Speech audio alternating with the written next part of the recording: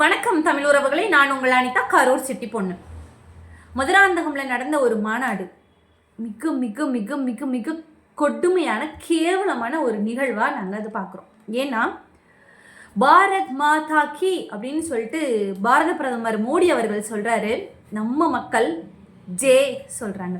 அப்படின்னா என்ன ஒரு அர்த்தம் என்று கூட புரியாமல் பாரத் மாதா கி ஜே, இந்திய தாய்க்கு, பாரத தாய்க்கு வணக்கம் சொல்கிறாங்க நம்ம தமிழர்கள்ன்ற உணர்வே அவங்களுக்கு இல்லை. அவங்களுக்கு மறந்து போச்சு. பாரத் மாதாக்கின்னு ஈஸியான ஒரு வார்த்தை, அதாவது பாரத் மாதாக்கிக்கு அடுத்தது ஜே தானே வரும் அப்படின்னு. அந்த அர்த்தம் என்னன்னு கூட தெரியாமல் இருக்காங்க. சரி, ஓகே. நம்ம இபிஎஸ் அண்ணா இருக்கார்ல, அவருடைய உரையை முடிக்கும்போது பாய் பாய் ஸ்டாலின், பாய் பாய் ஸ்டாலின், அவரோட முகத்தில் தெரிஞ்ச ஒரு வன்மக்கலை இருக்கே, வன்மக்கலை அப்பா. அதாவது மோடிக்கு கெட் அவுட் சொன்னோம் இல்லையா, கெட் அவுட் மோடி சொன்னோம் இல்லையா, அதனால இப்போது பாய் பாய் ஸ்டாலினா. இபிஎஸ் அண்ணார் உங்களுக்கெல்லாம் கொஞ்சம் கூட வெக்கமாகவே இல்லையா?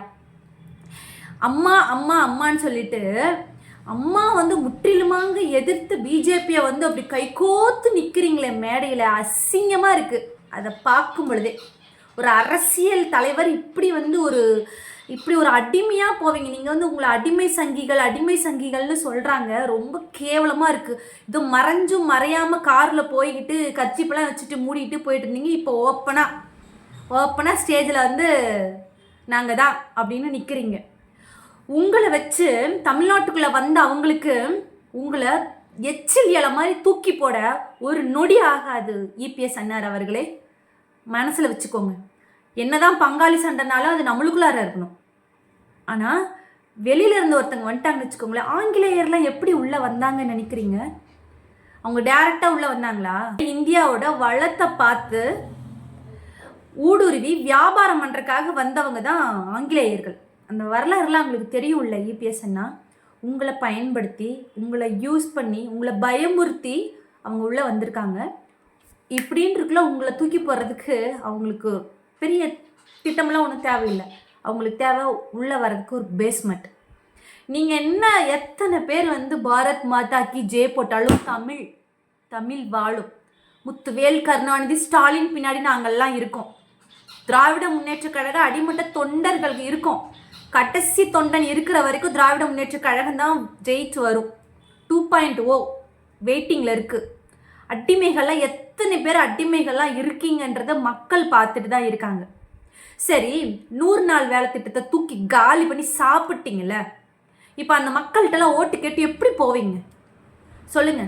மகாத்மா காந்தியோடைய பேரையே எடுக்கணுன்ற அளவுக்கு போயிட்டுருக்கு. மக்கள்கிட்ட, இந்த பாமர மக்கள்கிட்ட ஓட்டு கேட்டு இப்படி கையேந்தி போவீங்கல்ல, எப்படி போவீங்க? பிஜேபிக்கு ஓட்டு கேட்டா நாங்கள் தான் உங்களுக்கு 100 நாள் வேலையெல்லாம் நாங்கள் காலி பண்ணோம், 125 நாள்னு போய் சொல்கிறோம், அப்படியே கொஞ்சம் கொஞ்சமாக அதெல்லாம் வாஷ் அவுட் பண்ணிடுவோம், அப்படிதான் அதான் எங்களோட திட்டம் அப்படின்னு சொல்லிட்டு போய் ஓட்டு கேட்பீங்களா? கொஞ்சம் கூட வெக்கமா இல்லை? விவசாயிங்கிறீங்களே, கொஞ்சம் கூட வெக்கமா இல்லை உங்களுக்கெல்லாம்? ரொம்ப கேவலமாக இருக்குங்க. அம்மா பார்த்து வளர்த்த கட்சி அது. எம்ஜிஆர் அவர்களும் புரட்சி தலைவி அம்மாவும் பார்த்து வளர்த்த கட்சி. ரொம்ப கேவலமான ஒரு நிலையில கொண்டு போய் நிறுத்தியிருக்கீங்க. இப்போ அனைத்து இந்திய அண்ணா திராவிட முன்னேற்ற கழக தொண்டர்களுக்கு நீங்க செஞ்சிருக்கிற பாவம் இருக்கு பார்த்தீங்களா?